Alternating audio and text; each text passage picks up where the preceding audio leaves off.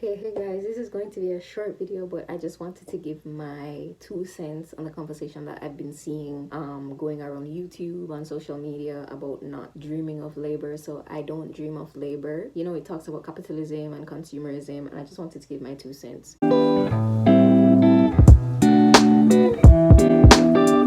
So I think we don't dream, nobody dreams of labor, but we'll still all labor anyway. And this is why capitalism and being materialistic and consumerism, they run the world, and it's the society that we live in, at least in North America and at least in the US. You know, society, capitalism says to us, you know, this is the new shiny thing that you need to be happy. And like the 1% at the top, you know, that control everything. Oh my gosh, I so like conspiracy theorist, but let's hear me out. 1% at the top kind of like feeds this to everyone else, saying that, okay, here is the new thing that you need to have because this is the only way you're going to be happy. And we're like, oh my gosh, we need this new thing because we aren't going to be worthy of love if we don't have this new thing.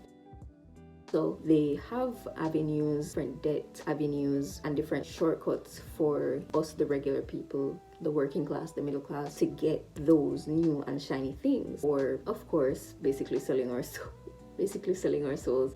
And I'll tell you how we sell our souls in a minute. But you know, they provide us avenues for us to get these new and shiny things, because the more we buy, the more it puts money into their pockets, and the more that they benefit at the expense of us, because it doesn't matter how we get it, as long as we get it and the money goes to them. You know, capitalism. And how we get trapped and why we have to continuously work and why we don't dream of labor, but most of us have to, is because we buy into it. We get ourselves into debt, get this new car to impress people that we don't even like, and have to continue working at a job that we hate because we've gotten ourselves into a position where we need this income coming in consistently to be able to afford or new shiny objects or new shiny things. I feel like nowadays, most of us, I'm not working yet, but I feel like most people who are working or working class, we're kind of like in a simulation or an illusion. And I know a lot of people who love their jobs, and that's good, but there are lots of people who actually hate their jobs and genuinely do not want to be there, but because they have certain things that they need, they have to stay. And why do we buy these things? Because one, capitalism presents it to us, and you know, this is happiness, this one thing will give you happiness. And two, we convince ourselves that we deserve it, instead of like delaying gratification and saying, okay, if I don't get this thing now and find maybe a cheaper alternative to my happiness and not escaping now, then maybe I can escape this hellhole that is my job a bit earlier, you know. And nobody really thinks like that, because it's the norm for us to be unhappy. It's the norm for us to be nose deep in debt. It's the norm for us to, you know, take out loans to get a car and like a huge house that is just like eating up 90% of our pay. Like, it's the norm, and that's an issue. So I think the solution to this is really within ourselves. I won't say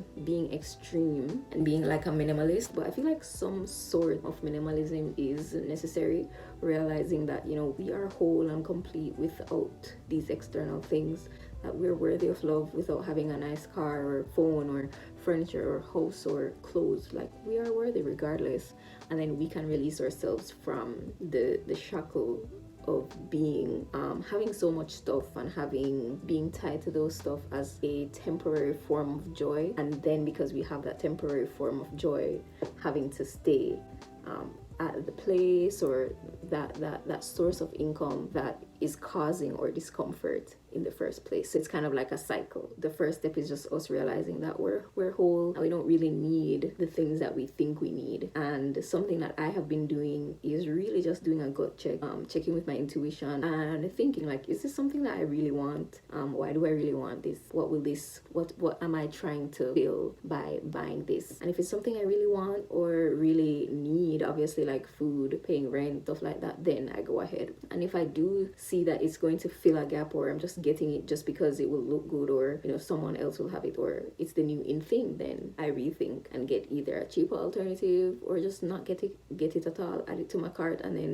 leave it there. It takes time, but I feel like those things are the first step. I wanted to add my 2 cents to this conversation. Let me know if it made sense, if it resonated, and of course like, comment, and subscribe. So this is why most of us don't dream of labor, but will end up to be tied to the labor system anyway. Only if you choose not to be, and realize that, you know, you're more than things and more than materials, is a way that you can break free, break the chains of materialism and capitalism. So that's it for the video, guys. Peace.